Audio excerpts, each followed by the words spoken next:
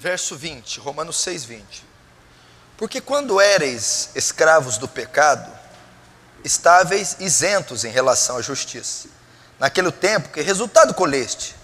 Somente as coisas de que agora vos envergonhais, porque o fim delas é morte. Agora, porém, libertados do pecado, transformados em servos de Deus, tendes o vosso fruto para a santificação e por fim a vida eterna. Porque o salário do pecado é a morte, mas o dom gratuito de Deus é a vida eterna em Cristo Jesus, nosso Senhor. No mesmo capítulo 6, verso 14. Porque o pecado não terá domínio sobre vós, pois não estáis debaixo da lei, e sim da graça. O texto de Romanos está dizendo do efeito da justificação na vida de um cristão. Ele é perdoado do seu pecado, ele é considerado justo diante de Deus, e depois disso ocorrer, começa o processo de santificação nele, findando com a glorificação, que é o que nós lemos, a vida eterna. E o texto que eu li do 14 diz que o pecado não terá mais domínio sobre vós. Então é uma carta que está sendo dirigida para um povo cristão. Então esta declaração, ela não abrange todas as classes de pessoas. O pecado não terá mais domínio sobre vós, não foi dirigido para todos os seres humanos. É só para uma classe que esse versículo se cumpre. E qual classe que é? A igreja de Cristo em Roma, para os cristãos, para o povo de Deus, para os salvos. Para eles, Paulo dá essa declaração, escreve essa declaração, confortando-os, animando-os, motivando-os. Olha, vocês estão lutando contra o pecado, sim. Vocês estão lutando para não cair, sim, nós estamos lutando. Lutando para a sua santificação, sim, nós estamos lutando. Vocês estão perdendo às vezes, não estão? Sim, nós estamos. Vocês estão caindo às vezes, não estão? Sim, nós estamos. Vocês levantam às vezes, levantamos. Depois caem de novo, não caem? Caímos. Vocês se deparam com o pecado, todo dia não se deparam? Nos deparamos. É triste? É muito triste, Paulo. Dói? É muito dolorido. Mas eu vou dizer alguma coisa para vocês. Ele não terá mais domínio sobre vós. Talvez você esteja aqui e você é um crente sincero, piedoso, verdadeiro. Você já teve manifestações autênticas da sua conversão, ok? Você deve se lembrar a primeira vez que você foi evangelizado. Você deve se lembrar o dia da sua conversão, aquele dia que o evangelho alcançou você, que a graça alcançou você. Você se quebrantou, se arrependeu dos seus pecados e aquele dia você se converteu. Mas passado algum tempo, o evangelho lhe fez algumas promessas concernentes ao seu pecado. E você viu que após a sua conversão, essas promessas não se cumpriram como você esperava, com relação a esse texto. O que eu estou dizendo? Quando você se converteu, o que eu quero dizer? Você esperava viver livre de alguns pecados. Esperava ser liberto de alguns pecados. Esperava vencer os desejos da carne.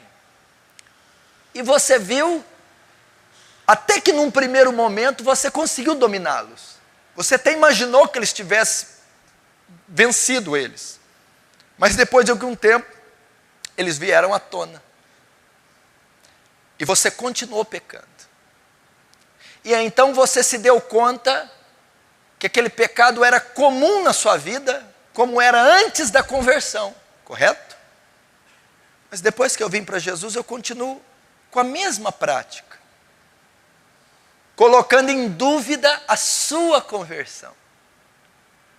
Você talvez duvida da sua conversão por conta daquela prática. E qual prática que eu quero ser mais específico hoje? Imoralidade sexual. fornicação, adultério, pornografia, masturbação, cobiça. Pastor, por que o senhor vai tratar um tema desse hoje? Porque eu acredito que 100% de todos os cristãos sofrem ataques nessa área. Ou estão sofrendo por conta de não saberem lidar com isso. Hoje não é mais o maior índice de pessoas afetadas pela imoralidade ou pela depravação sexual, não é mais os homens. Hoje nós temos o equilíbrio. Tanto homens como mulheres de qualquer idade sofrem também com tentações na sua área sexual. E é triste saber que isso existe, mas isso existe. Há pessoas dentro da igreja que professam a fé que lutam com o homossexualismo. Desejo pelo sexo oposto. Elas se batizaram, elas creram, elas até ocuparam um cargo. E quando pregaram para elas, elas tinham o desejo homossexual. Talvez tinham a prática homossexual. E ensinaram para ela que após a conversão, o desejo homossexual é extinto no mesmo instante.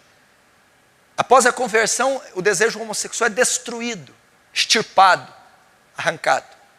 E essa pessoa, depois que se converte, ela tem, talvez por causa de uma sugestão emocional, talvez por causa de um êxtase, de uma euforia por causa do batismo, da conversão, da mesa, da santa ceia, da comunhão, ela até tem aquele desejo restringido do homossexualismo. Mas depois que passa um tempo de caminhada, ela talvez até se casa, ela talvez até tenha filhos. De repente o desejo nasce novamente. E ela começa a ser tentada dentro do casamento pelo sexo oposto. Começa a ter atração por homem, ou por outras mulheres, se ela for mulher. E apesar de ser um homem ou mulher honestos, fiéis aos seus cônjuges, à sua fé, se for solteiro, a pessoa que quer se preservar pura, quando ela se dá conta que o desejo ainda está nela, eu não me converti. Eu não devo ter sido salvo de fato. Porque me prometeram que na conversão esse desejo seria extinto. Outros lutam com a pornografia. O desejo compulsivo pelo prazer ilícito. Pornografia, cobiça. Desejos sensuais que acumulam na mente pensamentos imorais. Pessoas que são atacadas, bombardeadas de dia e noite por esses pensamentos. Seu cérebro é uma montanha de luxúria, de sujeira. E eles estão dentro da igreja e sofrem esses ataques, pensamentos, desejos. Cenas, fantasias, das mais absurdas e até bizarras, sofrem. Pessoas que sofrem com o vício da masturbação, solteiros, que para aliviar a tensão sexual que chega a dar estresse, insônia, ansiedade, ira, precisam se masturbar para aliviar a carga emocional, a tensão sexual, cometendo pecado. Estão há anos, dias, meses, brigando, lutando com essas práticas, com esses desejos que começam na mente. Começam pela cobiça, o desejo que vem dos olhos, que vem dos vídeos, que vem das mulheres, que vem dos homens. E essa cobiça, esse desejo desenfreado para olhar o proibido, acumula imagens. E essas imagens vão formar pensamentos. Esses pensamentos vão construir histórias. E essas histórias serão pecaminosas, sujas, imorais. Casados que sofrem com isso. Homens que não se satisfazem sexualmente com as suas esposas. E se masturbam. E têm que aliviar a tensão sexual fora do ato conjugal. Ou lutam com isso. que são tentados. Mulheres. Eu aconselho pessoas. Eu aconselho tanto homem quanto mulheres. E tem um grande número de mulheres que sofre também com cobiça, com pensamentos, com práticas imorais, com masturbação. Isso ocorre, existe. E talvez você está aqui é vítima de tudo isso. Talvez você tenha 15 anos, é homem. Talvez você tenha 13, é menina. Talvez você tenha 40, é homem. Talvez você tenha 60, é mulher. Talvez você tenha 50, 35, 20, 12. Talvez você se converteu um mês. Talvez se converteu a 20. Talvez você não se converteu. Mas o fato é que nós estamos sendo bombardeados por isso diariamente. A lascívia, a concupiscência dos olhos, a concupiscência da carne, o desejo pelo proibido, pelo ilícito. E talvez, por conta do bombardeio que você está sofrendo, seja pensamento, seja desejo, seja até o ato, que muitas vezes um bombardeio te leva à queda. A queda é o ato consumado.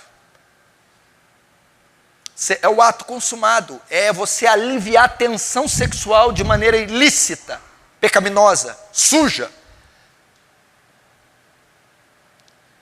Isso te leva a pôr em xeque sobre a sua conversão.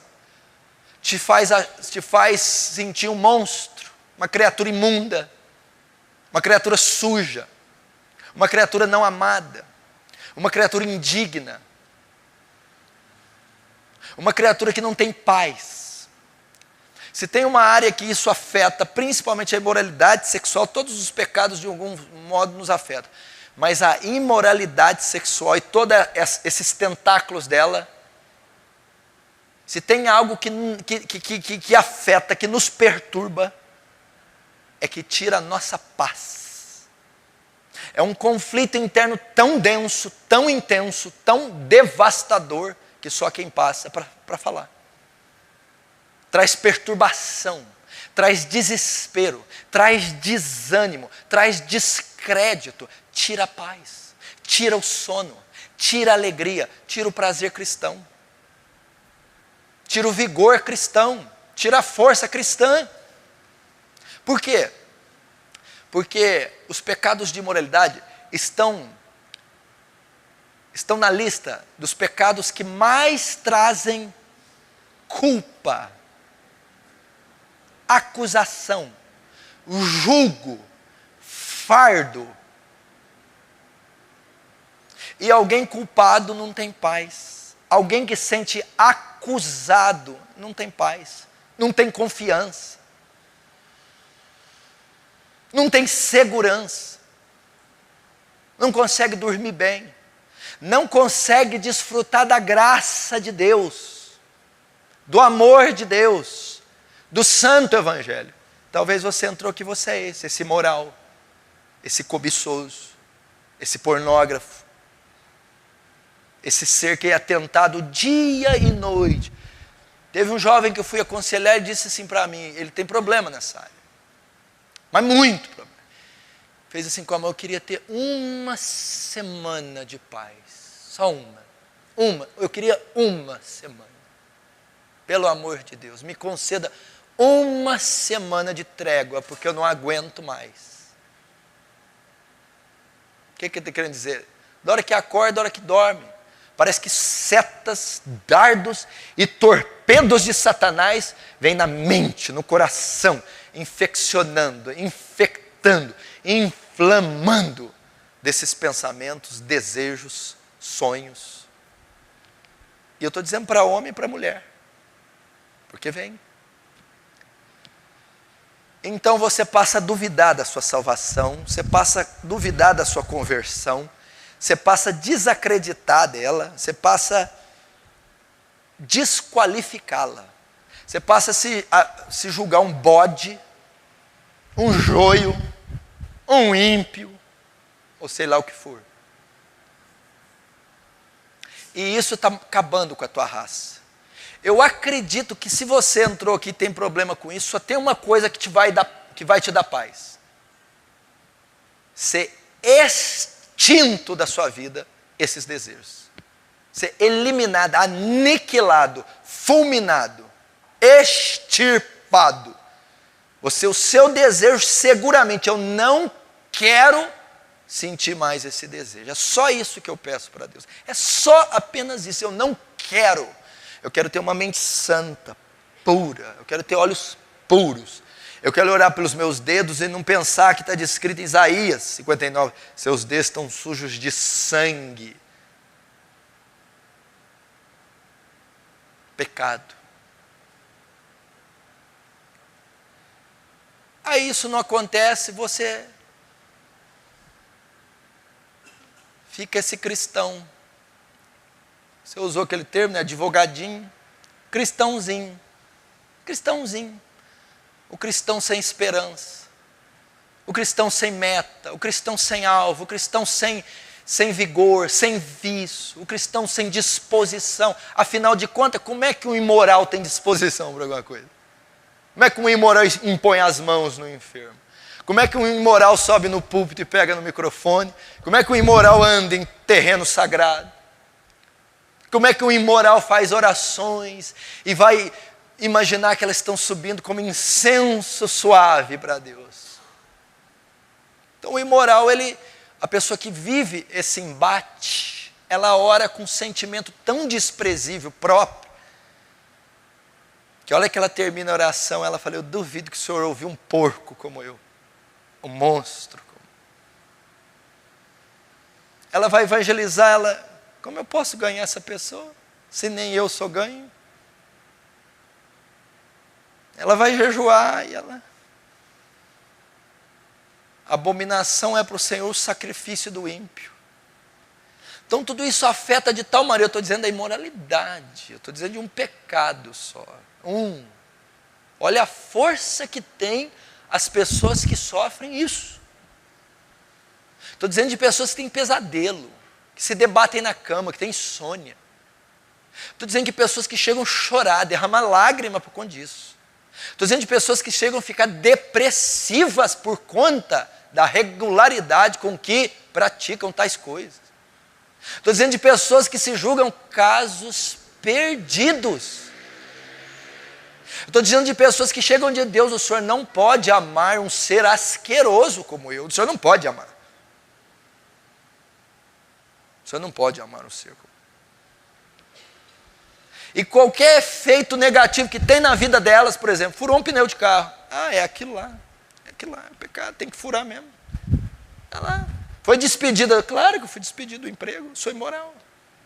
Sou adúltero. Se tem um fracasso ministerial, mas é lógico que eu tenho. Como que eu como que eu vou ser bem sucedido no ministério? Eu não posso. Elas vão atribuir tudo ao pecado de moralidade, ao desejo de moralidade. Então você viu que inferno que é? Que cativeiro que essa pessoa vive? Que pressão que não está sobre essa pessoa? Agora, quantos aqui será que estão sentados, poderiam levantar as mãos e dizer, essa pregação não serve para mim, eu não tenho esse tipo de problema? Quantas será? Eu acredito que 100, 99, para não dizer 100% aqui, tem uma espécie de problema nessa área. E se 100 ou 99 tem uma espécie de problema parecido nesta área, também tem uma espécie de consequência, efeitos, os quais eu estou dizendo nessa área. Então também sofre. Pessoas que falam, se Jesus voltar agora, eu nesse estado, eu não vou subir. Como que eu vou subir? Pessoas que ficam pensando assim, eu tenho esse problema faz 5 anos. E eu imaginava que Jesus fosse voltar daquela época, e até ele voltar eu já teria me livrado, me santificado. 5 anos atrás. Passou 5 anos, não aconteceu nada, eu estou com o mesmo nível, mesmo teor de moralidade, eu já não acredito que eu possa mais ser salvo. Eu pensei que com o passar dos anos eu ia me livrar. E ao me livrar, eu iria me considerar salvo. Rapaz, eu não me livrei. 5 anos depois de tomar ceia, ministrar, pregar, fazer, ter experiências aqui, acolá e passar, eu continuo com esses desejos. Eu não posso ser salvo. Já está esgotado. Eu estou achando que vai chegar o dia da grande tribulação, da volta de Jesus, e eu vou continuar desse jeito. Jejum após jejum, fracassado. Oração após oração, fracassado. Tentativa após tentativa, fracassado. Luta, sobe parede, arranca cabelos da cabeça, esmurra, se flagela, desliga aparelho, queima a televisão, faz de tudo. Aí sabe o que vai entrar? A última etapa. Jogar a toalha. Eu não venço. Eu não sei. Então esse é o sentimento que rege muitos corações. E talvez essa história da sua vida, quer homem, mulher, jovem ou velho, você sofre esse tipo de ataque, tentação, desejo, impureza, queda, e é uma bateria, um flagelo. Eu não estou falando de um negócio aqui ou aqui acolá, não. Estou dizendo uma história de vida, um estilo de vida. Estou falando que eu estou falando não é brinquedo, não. Estou falando que é o todo o tempo, é o outdoor, cartaz, internet, mulher, pessoa, parente, todos os lados, o pecado, a cobiça e a lascívia, tentando. Depois, pensamento, sentimento, cenas, visão, imagem, todo o tempo, é um bombardeio do inferno. E como sofre a pessoa que luta ou lida com isso? Como sofre? Eu estou falando de cativeiro. Sabe o que é cativeiro? Prisão, masmorra, cadeia, correntes e bolas de aço nos pés, escravidão. Talvez você fale, pastor, é uma escravidão.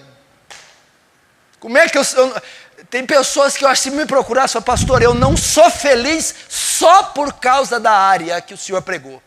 Eu não posso ser um homem, eu não tenho condição de ser feliz. Por conta desse sentimento, Não é verdade? Você pode ver essa pessoa, ela tem um viés depressivo. Ela tem um perfil, ela tem uma tendência depressiva. É um sorrisinho de lado. É aquele esforço para ficar bem. Por quê? Porque esse tipo de desejo, de situação, não nos dá alegria.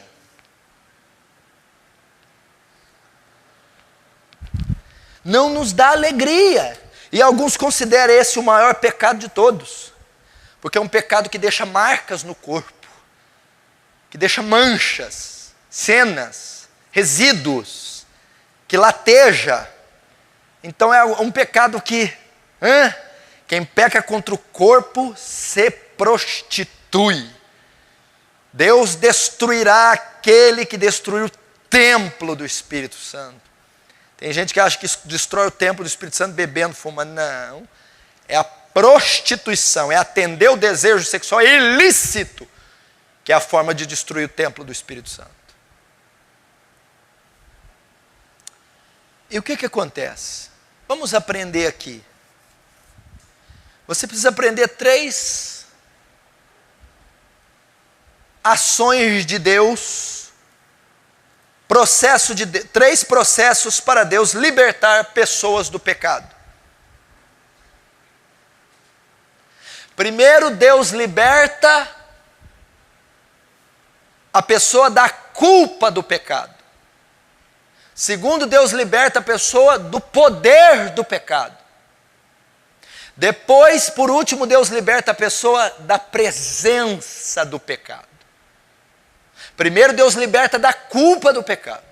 Segundo, Deus liberta do poder do pecado. Terceiro, Deus liberta da presença do pecado. Se você aprender essas 3 coisas, você nunca mais verá o seu problema como antes. E se eu tiver graça de ensinar, né? Você nunca mais lutará, lidará ou verá o teu problema da imoralidade da mesma maneira. Então, há 3 processos para Deus libertar pessoas do pecado. Primeiro, Deus liberta da culpa do pecado. O que é Deus libertar da culpa do pecado? É o processo que é chamado de justificação. O que é isso? É aquele tempo que você se converte. É o período que você aceita Jesus, que você ouve o Evangelho, que você professa fé simples em Deus, que você se arrepende dos seus pecados. Nesse momento, quando você ouve o Evangelho, quando você ouve a palavra, quando você crê em Jesus e se arrepende, nesse momento ocorre a obra de conversão. É a obra que vocês o tempo que você está vindo para o Evangelho. A graça te atrai e quando você crê e se arrepende, você é justificado. Deus vai tratar com a culpa do pecado. O que é justificação? Justificação é um termo judicial, forense. É um ato legal. É Deus tirando de você a culpa do pecado. Quando você crê, Deus perdoa todos os seus pecados e Ele te considera justo diante dEle pelo mérito de Cristo. Então a culpa do pecado é tirada de você. É um ato único e é um ato consumado. Você não é justificado todo dia, você é justificado uma vez só, quando Ele leva o seu pecado no momento que você crê. Então a culpa é tirada. O que é a culpa? O pecado que te condenaria, ao crer e ser justificado, não pode te condenar mais. Você está justificado. Você não tem mais a culpa desse pecado. Justificado significa o quê? Aquele pecado, delitos, crimes, que você cometeu contra a lei. Aqueles delitos e crimes te condenam ao inferno. Quando você crê, Deus pega aquela lista de delitos e crimes, Cristo pega e toma para Ele, paga por aqueles crimes. Então a culpa daqueles crimes não está mais sobre você. Cristo assumiu aquela culpa. Você foi justificado e Deus libertou você da culpa do pecado. Você não pode mais ser condenado. Deus não pode mais atribuir você os pecados que Cristo levou. Satanás não pode mais te acusar nem te culpar desses pecados, porque eles já foram pagos, perdoados. Justificação é o ato da salvação quando você crê. Então você creu, estando em pecado. Aqueles pecados estavam sobre você e a culpa deles estava sobre você, ok? Diante do tribunal, o juiz ia dizer, culpado, sentença, lago de fogo. Primeiro, então, Deus vai tratar dessa culpa. Como? Quando você crê, justificado, considerado justo diante de Deus, considerado sem pecado diante de Deus, considerado perdoado dos pecados diante de Deus, pelo mérito de Cristo, não pelo seu, pelo que Cristo fez. Então a culpa removida, a cédula de dívida que era contrária a nós, foi rasgada e cravada na cruz. Então não tem cédula. Quando chegarmos diante de Deus, não vamos ser condenados. Quem tentará acusação contra os escolhidos de Deus? É Deus quem os justifica. E quem os condenará? Foi Cristo quem morreu, ou antes ressuscitou, está sentado à direita de Deus Pai e intercede por nós. Então não pode mais haver culpa sobre os salvos. É uma doutrina que chama imputação. Olha que coisa linda, vamos entrar um pouquinho nela. Vamos entrar na doutrina da imputação. Quando você crê, para que você não seja condenado, o seu pecado não pode estar sobre você, correto? Se o seu pecado está sobre você, você é culpado. Se você é culpado, tem que ser condenado. Quando você crê, Deus imputa o seu pecado em Cristo. Ele tira o pecado de você, não a prática, mas ele tira a culpa daquele pecado, o preço daquele pecado, a sentença, e ele imputa sobre Cristo. Então ele remove de você a culpa pelo pecado e lança em Cristo. Imputação. Então quando Deus vai condenar você, Ele não pode mais condenar, porque o seu pecado foi lançado em Cristo. Quando Ele olha para você, você está justo, sua dívida paga, você está quitado. Ele não pode mais te culpar, você não pode mais ir para o inferno, você não pode mais ser condenado. A culpa foi tirada, foi lançada em Cristo. Por isso que na cruz, Deus mata Cristo, despeja a ira sobre Ele. Por quê? Porque para não condenar você, Deus condenou o Filho. Porque o pecado que te condenava foi imputado em Cristo. Então Deus despeja a ira em Cristo e não em você. Porque Ele não pode mais te condenar, não pode mais te mandar para o inferno, não pode mais te culpar. Porque quando você creu, Ele imputou o pecado, o seu pecado em Cristo. Só que isso não é suficiente para você ir para o céu. Sabia? Olha, como assim? Não, no máximo te livraria do inferno. Você não tem pecado. Você foi perdoado, porque o seu pecado foi lançado em Cristo. Mas para o céu você não pode ir, porque não tem mérito para você ir.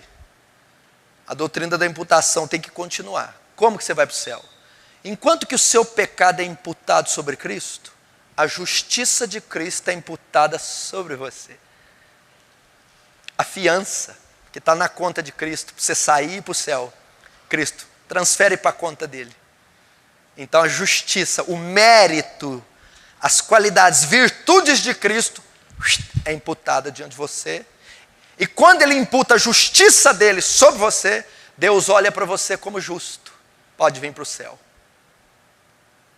É assim que alguém é salvo. É assim que alguém é perdoado. Então Ele remove a culpa. Você creu? Não tem mais culpa sobre você. Você se arrependeu? Não tem mais culpa sobre você. Você se converteu de verdade? Sua culpa foi lançada sobre Cristo. Sua dívida sobre Cristo. Hoje você é considerado justo. Ok? Então, primeiro, Deus trata com a culpa do pecado. Segundo, Deus agora vai lidar com o poder do pecado.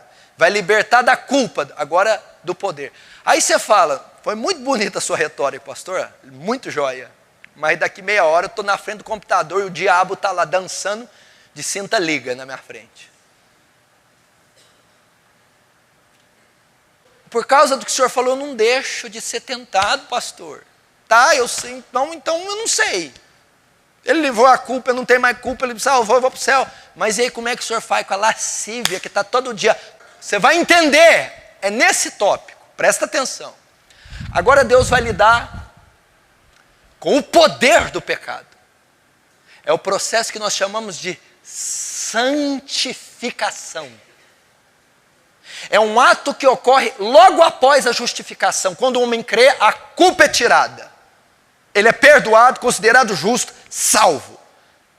Depois que ele é justificado, agora ele vai ser santificado. Deus libera da graça, do Espírito Santo, para purificar aquele homem. Santificar aquele homem. Santificar significa separação. Purificação. Agora, você vai entender. Começa esse processo na vida do homem. E esse processo, o que você entende? Parar de se masturbar. Santificação. Parar de cobiçar. Santificação. Parar de pensar. Santificação. Parar de ter esses desejos, vou usar um termo que você deve estar com vontade de falar, desses desejos vagabundos. Hã? E quando você não está sendo santificado, você pensa, não fui justificado. Agora presta atenção, você está confundindo santificação com glorificação. Santificação não é a remoção do pecado na sua natureza. Santificação é o domínio, a mortificação da sua natureza. Santificação não é expurgação do pecado, não é ausência do pecado. Santificação não é a vitória completa sobre o pecado, é o domínio sobre a natureza que deseja pecar. E nem sempre nós a dominamos, por isso continuamos a pecar. Santificação não significa impecabilidade.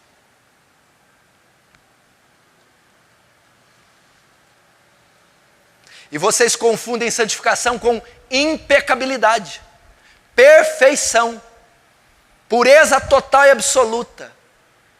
Isso é glorificação. A glorificação é a extinção total do pecado, e alguns querem ter ela na santificação. O que ocorre? Por que muitas pessoas são frustradas? Realmente, muitos casos de homossexuais se convertem, no ato de conversão, são livres do desejo pelo mesmo sexo. Realmente, prostitutas, na sua conversão, no ato de justificação, são completamente santificadas, extintas. Outros imorais, fornicários, pornógrafos, etc., são feitos, mas a maioria dos casos não é feito. E a pessoa vai sofrer uma luta e uma tentação para o resto da vida. Isso não quer dizer que ela não foi salva, não quer dizer que ela não foi justificada. Há homens casados, pastores, que são tentados a olhar por outra mulher pela segunda vez. Há homens santos, piedosos, puros, que são tentados a ter pensamentos imorais com mulheres. Há homens santos, probos, casados, que são tentados a ter pensamentos ilícitos de atos sexuais com outras mulheres. E tem que reprimir esses desejos, lutar com esses desejos. São tentados a olhar, são tentados a pensar, são tentados a fazer.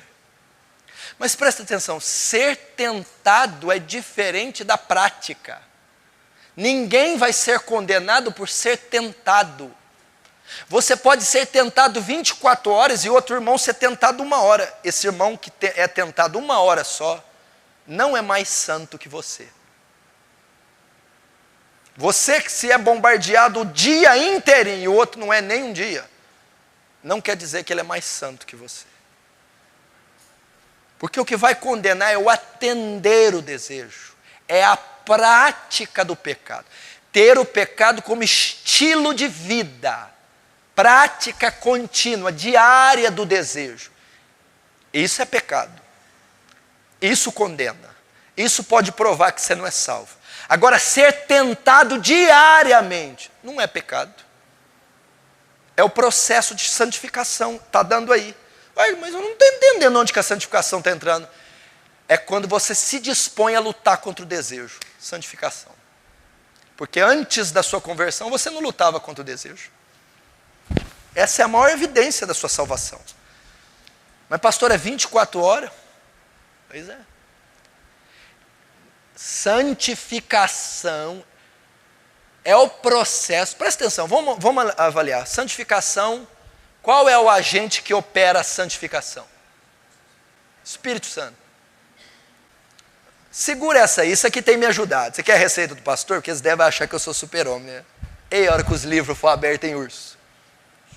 Eu quero estar a hora que for abrir o seu. Eu, o Ravenhill, vai estar lá.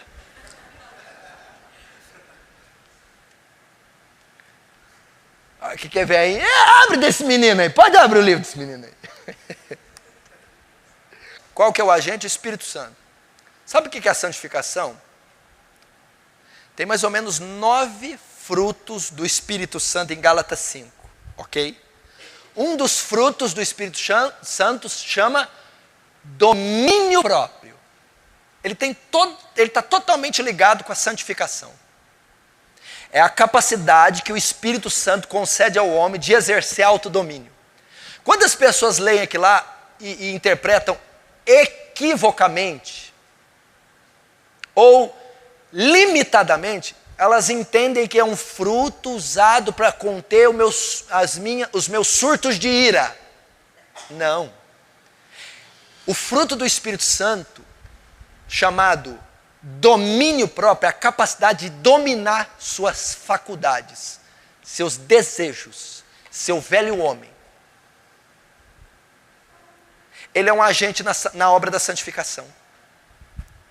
E como eu consigo utilizar esse agente para eu mortificar aquilo que não vai ser expurgado, vai ser mortificado? Vou dar um exemplo. Homem tem desejo ilícito por mulher. Quando é que homem vai deixar de desejar mulher? Nunca. Mas nunca. Entendeu? Agora o que é a santificação? Deus dá a condição de mortificar aquele desejo e não atender. O dia que aquele desejo sair, ou não é homem, eu não sei o que aconteceu. Eu estou falando sério, é porque tem gente que tem uma mística. Pastor Paulo, quando eu converter, for batizado no Espírito Santo com línguas estranhas, eu não vou sentir mais desejo por ninguém. Então você fez lobotomia, filho. Arrancou o cérebro. Sabe, pastor Paulo, eu sonho com um dia que eu vou ficar diante de uma mulher, não vou sentir nada. Então, filho, desviou da masculinidade. Tem gente que pensa aí, por isso que é frustrado. Eu achei que eu ia ser o super-homem. Não existe. Se você é homem, está sentindo desejo por mulher, graças a Deus. Ser santo não é perder o desejo. Ser santo, guarda aí, é dominar o desejo.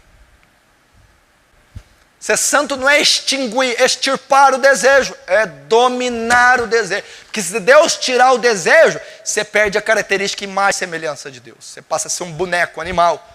Tem que ter suas faculdades completas, dominadas pelo Espírito Santo. Santificação. Agora o que ocorre na santificação?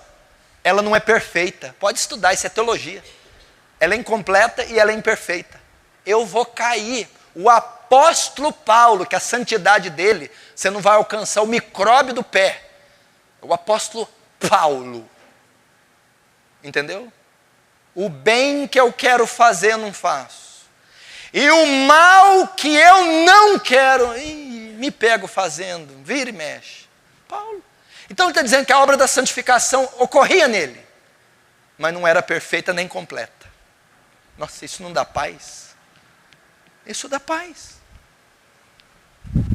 Então eu sou tentado, bombardeado o dia todo, mas Deus me dá condição para não atender o desejo. Santificação é isso. Agora como que eu sei que o processo de santificação está ocorrendo em mim? Porque agora eu restringo, eu luto, eu combato para mortificar aquele desejo mediante o Espírito Santo ao fruto chamado domínio próprio. Aí o que acontece? De vez em quando eu caio, de vez em quando eu falho, de vez em quando eu erro. Isso não quer dizer que eu não sou salvo, que eu não fui justificado, que Deus não me ama, porque a santificação é imperfeita. Ela não significa impecabilidade. Ela não significa pureza completa e total. Se você está vivendo esse quadro, meu irmão, não deixa Satanás te acusar. Deus ama você. Você é um crente fiel, honesto, puro. Você está lutando contra isso. Meios da graça na santificação. Porque a santificação não é um processo exclusivo e único do Espírito Santo. O homem participa. Aí você pode ajudar. Aí você pode ajudar nesse processo. Para que você tenha mais vitórias na mortificação.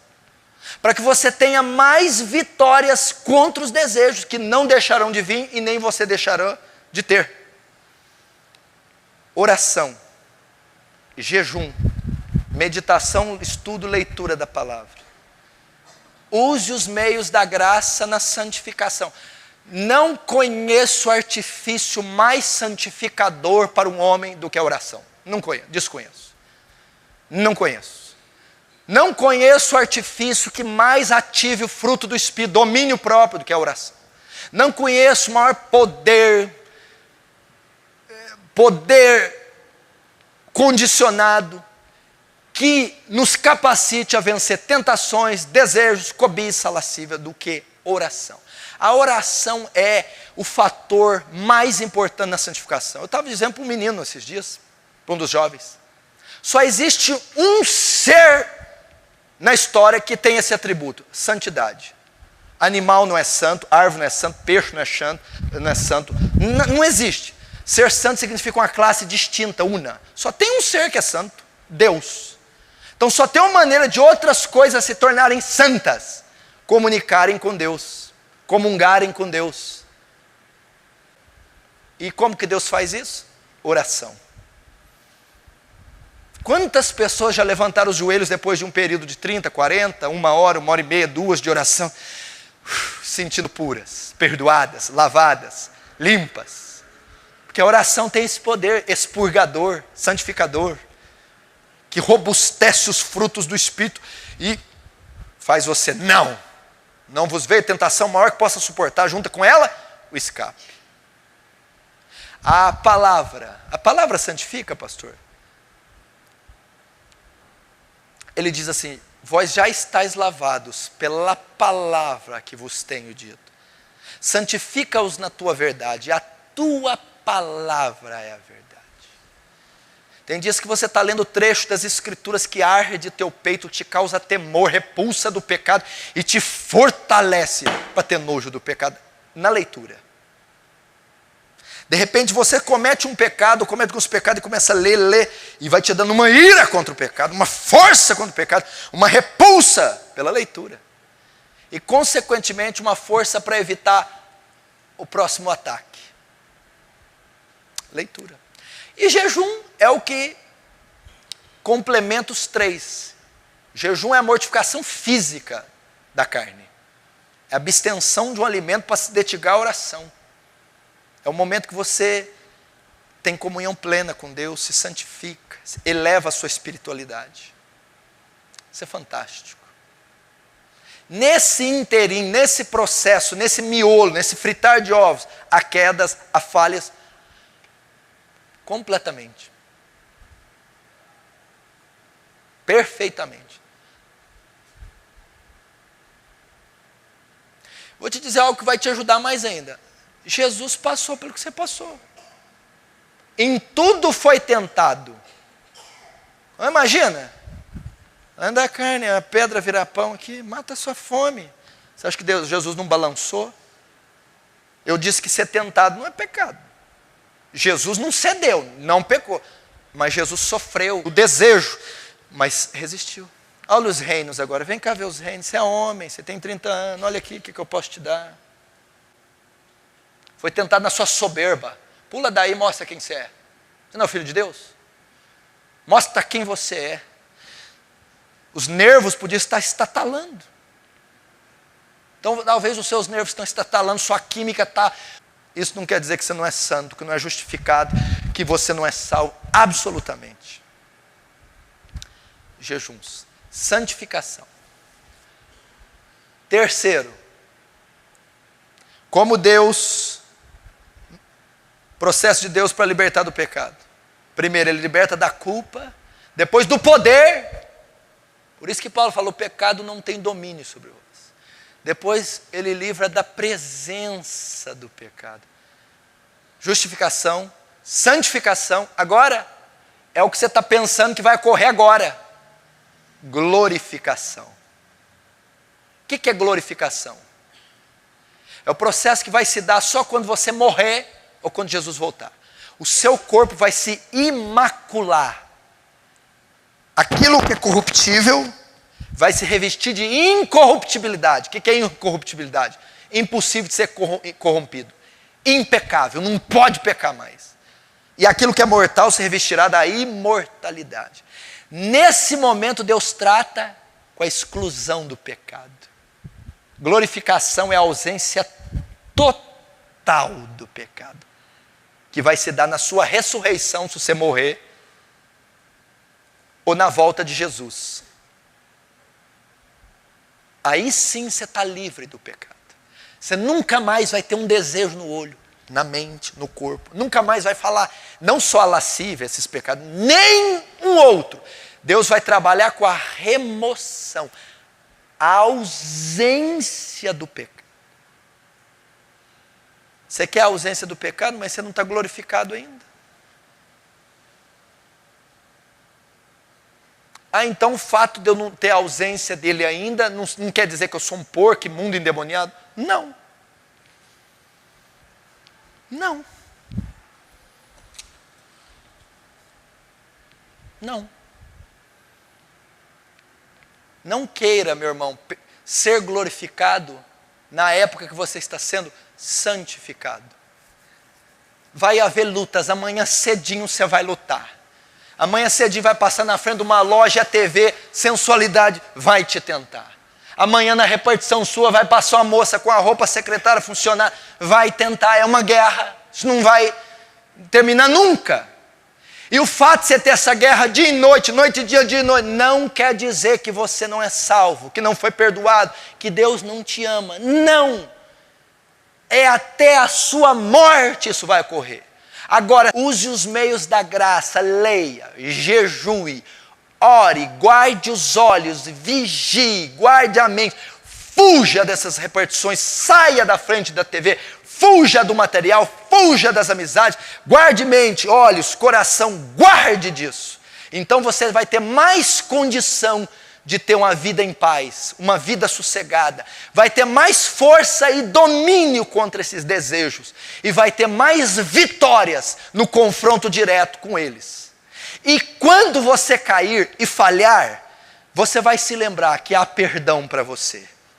Você vai lembrar que outros irmãos na fé também foram tentados, caíram, mas foram perdoados. Você vai lembrar que a santificação não é perfeição, não é impecabilidade. Você vai entender que a ausência do pecado, a remoção, só vai se dar no céu, na glorificação, na ressurreição, na volta de Jesus. Por isso não deixa o diabo te acusar. Não deixa o diabo dizer que você não presta, que você é sujo. Você pode até estar aqui e ter desejos homossexuais. Isso não quer dizer que Deus te ama menos, que você não será salvo. Apenas não atenda esses desejos. Apenas ore e busque força a Deus para não atendê-los. Você pode estar dizendo, mas eu sou casada, minha mulher até bonita, mas eu não, pastor, eu não sinto por ela. Não, meu irmão, não atenda os desejos. Isso ocorre, isso acontece. Busque a Deus graça para vencer, graça para lutar, graça para lidar. E lembre-se, para terminar, que é o para te dar força. Você converteu, você creu, você nasceu de novo, você foi justificado, o pecado não terá mais domínio sobre vós. O pecado não pode mais tomar. O que significa? Você pode ter o desejo, você pode ter tentação, você pode até cair, mas o pecado não pode te tripudiar mais. Não pode ter domínio, não pode ditar as regras na sua vida, não pode ser mais forte do que a graça que é em você. E não é, e ele não tem. Porque essa culpa foi expiada na cruz e ele lhe deu graça para olhar para o pecado cara a cara, olhar nos olhos e dizer, o meu Salvador te venceu. Você foi vencido na cruz e eu tenho poder para te vencer. Então o pecado não terá domínio sobre vós. Você ainda peca? Peco. Ainda cai? Cai. Mas você não é mais escravo do pecado. Rogue a Deus as promessas. É uma promessa. O Senhor disse que o pecado não teria mais domínio sobre mim. Eu quero que esse versículo se cumpra. Não quero que desejos sejam mais atendidos. O Senhor disse que eu estou sem culpa, que ela foi levada e lançada na cruz. Remove a culpa que está em mim, o tormento. O Senhor prometeu. E o Senhor prometeu que enviaria um agente que queria me dar força para vencer os desejos. Queria me dar força para contê-los e mortificá-los. Então me os dê. Rogue pelas promessas. E descanse na graça de Deus, meu irmão. Quando você cair, quando você falhar, e você que está sendo tentado, às vezes vamos enfrentar períodos assim, de meses, semanas, ou algum ano, mas logo, logo Deus nos concede refrigério, força, depois vem de novo, e assim será sucessivamente. Mas vai chegar um dia que a trombeta vai soar, eu vou ouvir o meu nome e o seu. Um dia você vai morrer, os mortos ressuscitarão primeiro. E num abrir e fechar de olhos, isso que é corruptível se revestirá da incorruptibilidade. Isso que é mortal se revestirá da imortalidade. Quando isso que é corruptível se revestir da incorruptibilidade, isso que é mortal se revestir da imortalidade, cumprir-se-á a palavra que diz: tragada foi a morte na sua vitória. Onde está a morte, a tua vitória? Onde está o pecado, o teu aguilhão? Ora, o aguilhão da morte é o pecado, e a força do pecado é a lei. Mas graças a Deus que nos dá vitória por meio de Cristo Jesus. É Ele que nos dá a vitória, é Cristo Jesus. Firme-se em Cristo Jesus. Olhe para Ele. Você está fraco, cambaleando. Olharam para Ele e foram iluminados. Os seus rostos não serão confundidos. Confie em Cristo, meu irmão. Porque nós não temos um sumo sacerdote que não possa se compadecer de nossas debilidades, mas um que em tudo foi tentado, mas sem pecado. Chegamos confiadamente ao trono da graça para alcançar misericórdia e achar graça. Amém? Feche os seus olhos e peça a graça de Deus agora.